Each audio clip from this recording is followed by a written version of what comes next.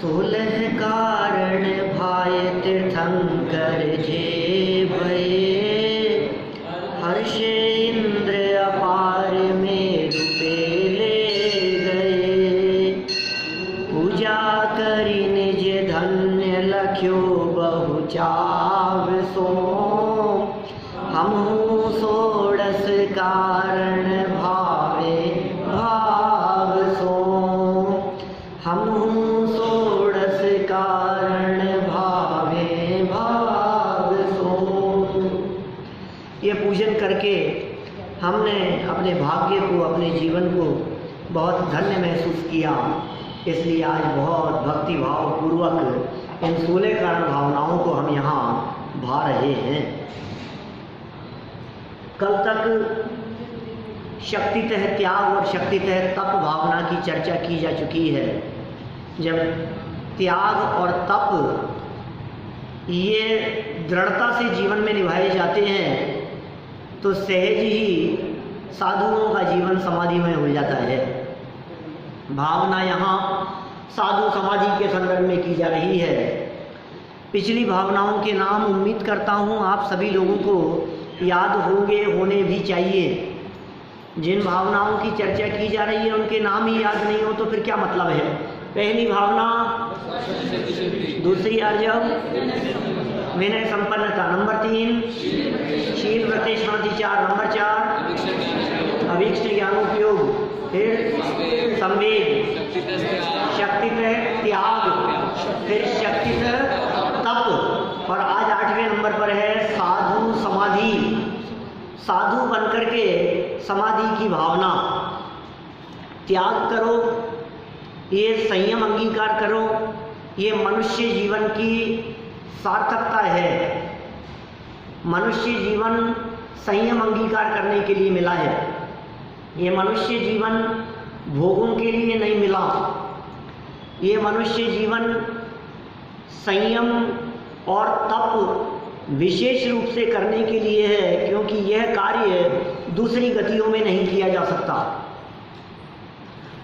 स्वर्ग में संयम नहीं है, नरक में संयम नहीं है। त्रियंच गति के जीवों में उपचार से आंशिक संयम कहा गया है, पंचमूल स्थान मात्र। वे भी पूर्ण संयमी नहीं हो सकते। तो मनुष्य जीवन एकमात्र ऐसा है जिनमें संयम अंगीकार किया जा सकता है। और ये हमारे पर्व चल रहे हैं, ये पर्व भोग के नहीं त्याग के पर्व हैं। जैन परंपरा में जो पर्व मनाए जाते हैं ये पर्व भोग के नहीं त्याग के पर्व हुआ करते हैं। इसलिए हमारे यहाँ त्याग की प्रमुखता है। त्याग तो हुआ, त्याग भी किया, मुनि भी बन गए, संयमी भी हो गए, लेकिन अब इस संयम की साधना, ये समाधि पूर्वक जीवन पूरा हो, इसमें सार्थक है। समाधि मतलब परभाव से मूल हो गया। समाधि मरण, साधु समाधि में जीवन बिताएं।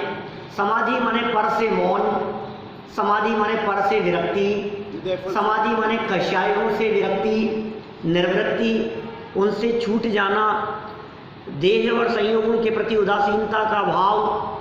समाधि माने शांत परिणाम। समाधि भाव निकषाय भाव का नाम है।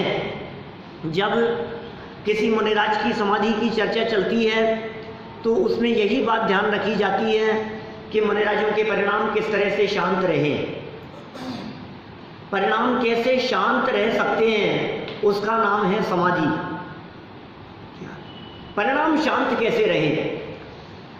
समाधि गत जो मुनिराज हैं, जिन्होंने संलेखना ली है, समाधि मरण की भावना भाई है, उनको अन्य मुनिराज भी क्या उपदेश देते होंगे,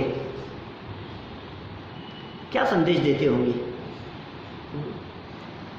दूसरे मुनिराजों के माध्यम से, आचार्यों के माध्यम से, निर्यापक आचार्य जो होते हैं उनके माध्यम से आखिर क्या उपदेश दिया जाता है। यही उपदेश दिया जाता है कि सुनो, ये देह तो विनाशिक है, ये देह क्षणभंगुर है, ये नाश होने वाली है, लेकिन तुम शरीर नहीं हो, तुम शरीर से भिन्न एक चैतन्य तत्व हो, तुम आत्मा हो, तुम अपने आप को देह से भिन्न अनुभव करो। यदि देह से भिन्न अनुभव करोगे तो ये शरीर की पीड़ा तुम्हारे परिणामों को विचलित करने में समर्थ नहीं होगी, तुम्हारे परिणाम स्थिर रहेंगे। क्योंकि समाधि मरण का जो काल होता है, समझ लिए उस काल में हो सकता है देह अशक्त हो, शरीर शिथिल हो गया हो, आहार आदि ग्रहण न किया जा रहा हो, शरीर की बहुत स्थिति बिगड़ चुकी हो। तो ऐसी जब परिस्थितियां बनती हैं तो शरीर से दृष्टि हटाने का उपदेश दिया जाता है, और उसके बिना समाधि नहीं होती, समाधि मरण नहीं होता। साधुओं का जीवन तो समाधि में बीतता है। साधु समाधि भावना, 16 कारण भावनाओं में चर्चा चल रही है सेठ साहब, क्या माने 16 कारण भावनाओं में 8वें नंबर की भावना जो साधु समाधि भावना है, जीवन कैसा होता है मुनिराजों का, सो यहाँ बतलाया है इन्होंने साधु समाधि भावना के माध्यम से। एक ही बात, एक आपने नया वर्ड यूज कर, निराकरण आचार्य क्या है? निर्यापक मुनिराजों को समाधि के काल में उपदेश देने वाले, उनको विधि पूर्वक अंत समय में परिणामों को संभालने वाले जो आचार्य होते हैं, वे सब निर्यापक आचार्य कहलाते हैं। आचार्य अलग अलग। हाँ, आचार्य हमारे वे होंगे जिन्होंने दीक्षा दी है, वे हमारे संघ के आचार्य हैं। जिस संघ में हम रह रहे हैं वे हमारे संघ के आचार्य हैं। लेकिन समाधि के काल में वे आचार्य मौजूद हों ये जरूरी नहीं है, कहीं दूसरे जो भी निकट होंगे वे समाधि के लिए सहयोग प्रदान कर सकते हैं, संलेखना के लिए, समाधि मरण के लिए, ये सब समाधि के लिए जो योगदान प्रदान करते हैं अंत समय में, वे सब निर्यापक गुरु कहलाते हैं। देखिए यहाँ साधु समाधि के संदर्भ में क्या कह रहे हैं। 5 नंबर का यह छंद है, ध्यानतराय जी की पूजन है। एक एक लाइन का अर्थ हम करते चले जा रहे थे। ऊपर से बोल लो फटाफट, नाम भी ख्याल में आए और अर्थ भी ख्याल में आए। ताको आवागमन न होई, विनय महाधारे जो प्राणी, शिव बनिता की सखी बखानी।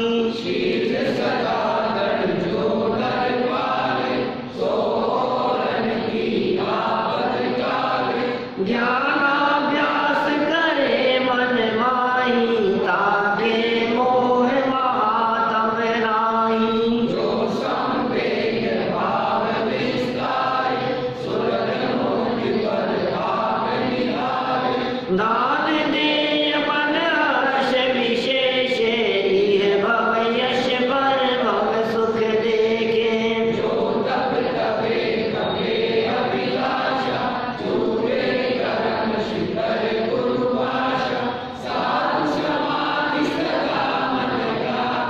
त्यों जग भोगी भोगी शिव जावे। क्या कहा? साधु समाधि सदा मन लावे, त्यों जग भोग भोगी शिव जावे। साधु समाधि सदा मन लावे, अभी मरते समय की बात नहीं है। समाधि शब्द सुनते ही हमारे को मरण दिखाई देने लगता है। ये कह रहे हैं सदा समाधि के परिणाम सदा मन लावे साधु। ये समाधि के परिणाम कैसे होते हैं? जिनमें शत्रुओं के प्रति शत्रुता का भाव नहीं होता, मित्रों के प्रति मित्रता का भाव नहीं होता, परिवार वालों के प्रति अपनापन नहीं होता, किसी भी व्यक्ति के प्रति व्यक्तिगत राग नहीं होता, व्यक्तिगत लगाव नहीं होता, श्रोताओं से लगाव नहीं होता। पता है हमारे यहाँ साधुओं को इस समाधि की भावना के अंतर्गत किसी एक स्थान पर लंबे समय तक रहने का त्याग होता है।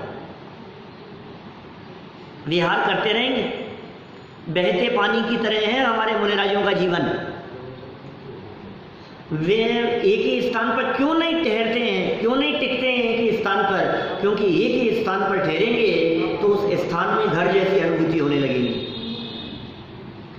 वहाँ रहने वाले आसपास के जो साधर्मी लोग हैं, उन साधर्मियों के प्रति प्रीति बढ़ने लगेगी। उनका नाम जानना, उनका बिजनेस जानना, उनकी फैमिली वालों को जानना, उनसे परिचय हो जाना, उनसे राग बढ़ जाना, तो किस लिए एक छोटा सा परिवार छोड़ करके बहुत बड़ा परिवार बना लिया? समाधि की भावना, कोई फर्क नहीं पड़ता है। उपसर्ग करने वाले हों या उपसर्ग दूर करने वाले हों, हमें कोई फर्क नहीं पड़ता है।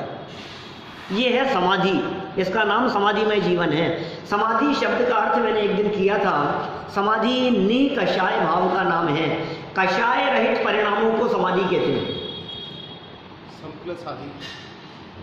समता भाव जिसमें हो, समता भाव सहित जो परिणाम है, शांत परिणाम, निकषाय भाव, कषाय रहित विचार, आकुलता रहित निराकुल परिणाम, उनका नाम समाधि है।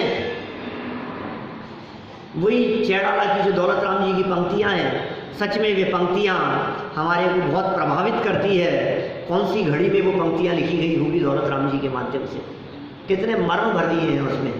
कौन सी पंक्तियां हैं?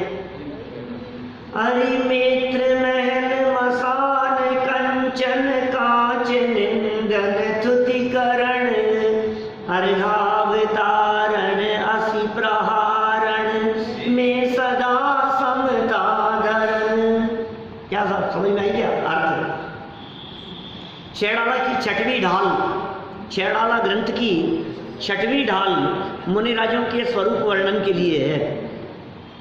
सब समाज में सब पढ़ते हैं, सब पढ़ते हैं, सब पढ़ाते हैं, सब जगह पर चर्चाएं चलती है छेड़ाला की। उसकी लाइनें बता रहा हूं मैं आपको। परस्पर विरोधी बातें कही है दीपेश जी। अरि मित्र मैल मसान कंचन कांच निंदन थुतिकरण अर्घावतारण असि प्रारण में सदा समता धरण। कितनी बातें कह दी सात्विक? शत्रु हो या मित्र हो, हमें कोई फर्क नहीं पड़ता। क्या शत्रु अगर कोई हो, संतुष्ट उनको कर दूं। कोई शत्रु नहीं है, कोई शत्रु नहीं है हमारा। हमारे मन में किसी के प्रति शत्रुता का भाव नहीं है।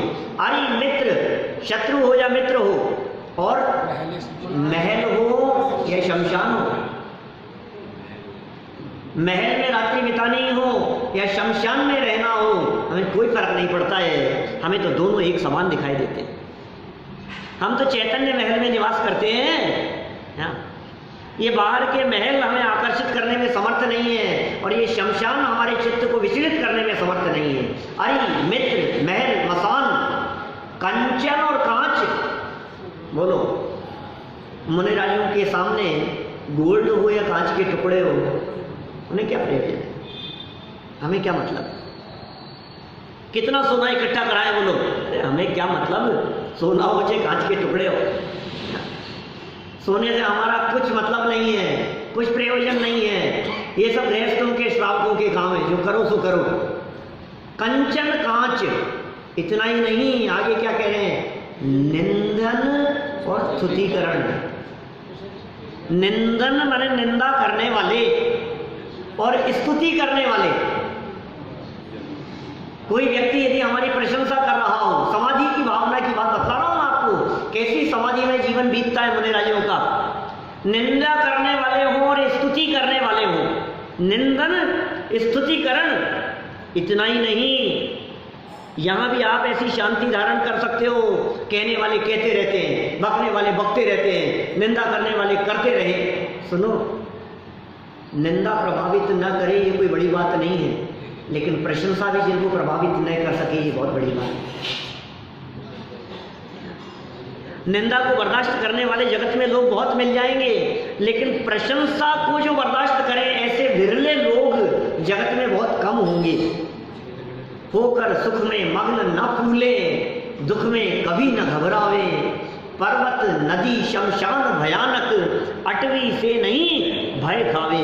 ये साधु समाधि है, ये समाधि की भावना है भाई साहब। कैसी समाधि होती है? क्या क्या बातें हो गई साध्य, क्या क्या बातें हो गई?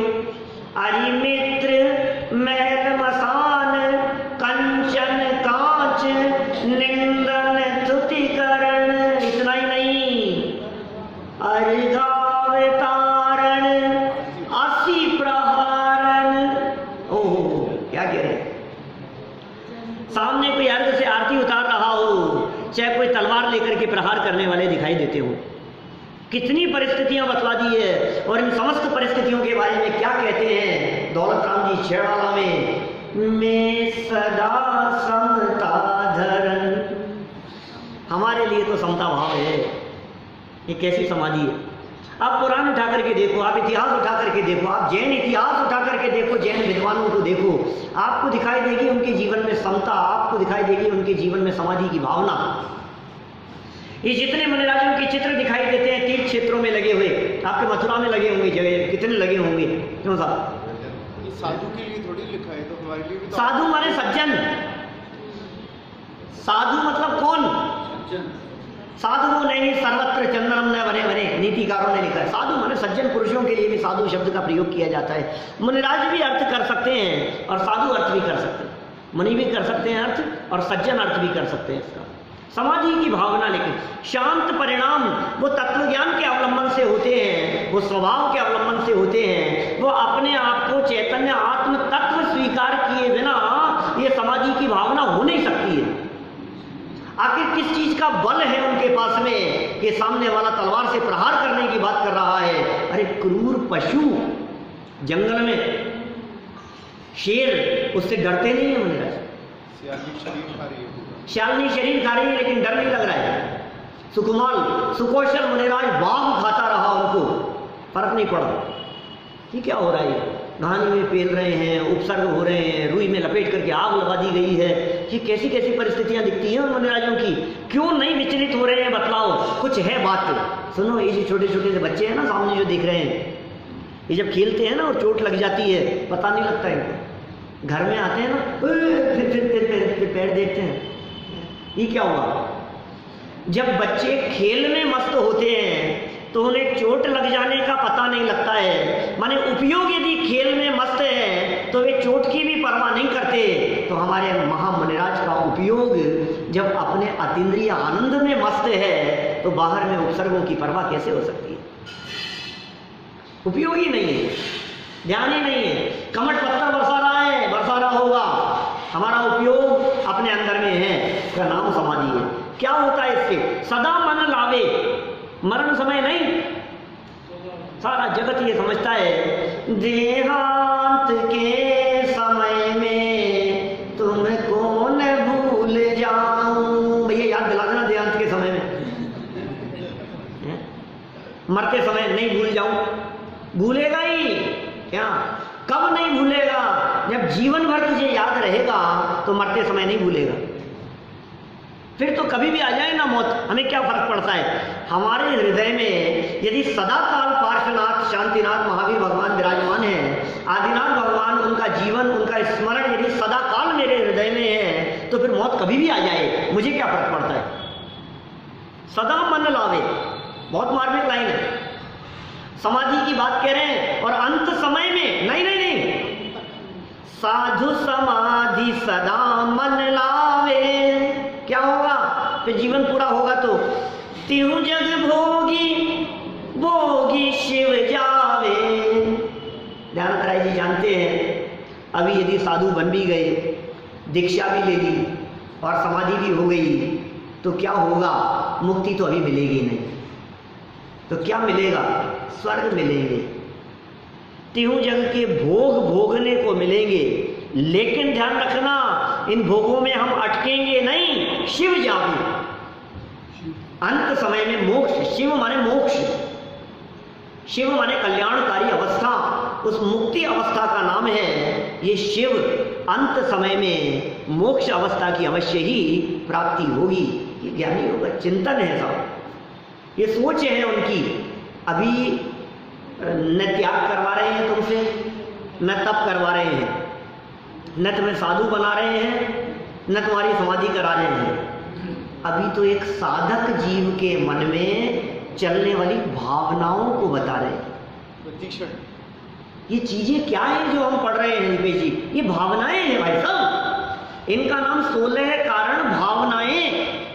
भावना तो भाव, भावना तो भाव ऐसी कि देहांत के समय में तुमको न भूल जाऊं। भावना तो भाव आप इस तरह की कि जीवन हमारा शांत परिणामों में समय बीते, ये भावना निरंतर भाई जाने योग्य है। तीनों जग माने तीनों लोगों के भोगों को भोगते हुए, भोग भी बीच में आएंगे लेकिन वे हमें अटकाने में समर्थ नहीं होंगे, और शिव जावे अल्पकाल में हमें मुक्ति की प्राप्ति अवश्य ही होगी। ऐसी समाधि में हम सभी का जीवन निरंतर बीते, इसी भावना से बात को यहीं विराम देता हूँ।